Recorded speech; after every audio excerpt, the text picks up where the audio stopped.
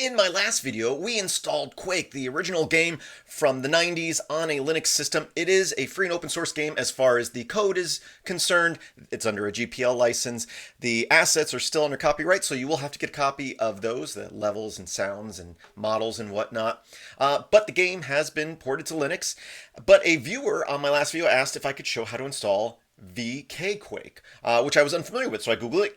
First thing that came up was this GitHub page, and it's a redesign of it to use Vulkan drivers rather than OpenGL drivers. So I was here, and they do have releases, which is nice when projects have that. We scroll down, they do have a Linux release here. So let's go ahead, and we can click and download it in the browser here, but I'm just going to wget. I'm downloading it here. I'm in an empty directory besides what I just downloaded. So now we just have to extract it. It's a tar file. Once we extract that, it creates a directory, and then we have a license file, but we also have this app image. What is app image? App image is basically just a package. It's ready to run. All I have to do is say / and that file. I can go into that directory, but I'm going to give it the full path, and I'll go to run that, but it's going to give me an error. This is one of those cases. Read the error message. It tells you exactly what's going on here. It's saying it's looking for the ID1 subdirectory that has the pack0 and the pack1 pack files, and you can use the -base command or switch or option to tell the program where to look.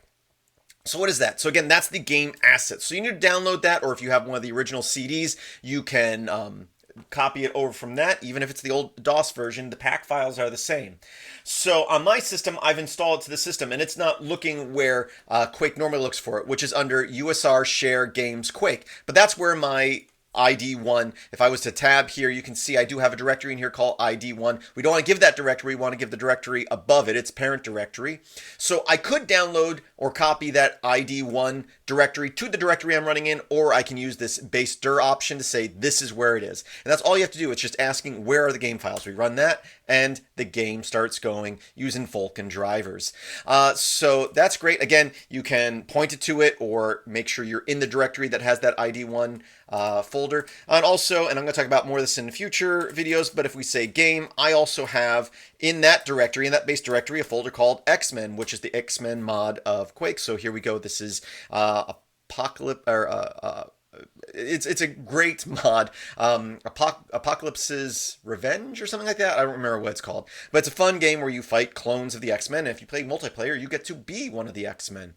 So I'll talk about more of that in a future video, but it's that simple. You literally just download, extract, and it's ready to run, and you just need to tell it where the game files are and if you have any mods. So I hope you found this useful, and I hope that you have a great day. Check out the notes and the link in the description.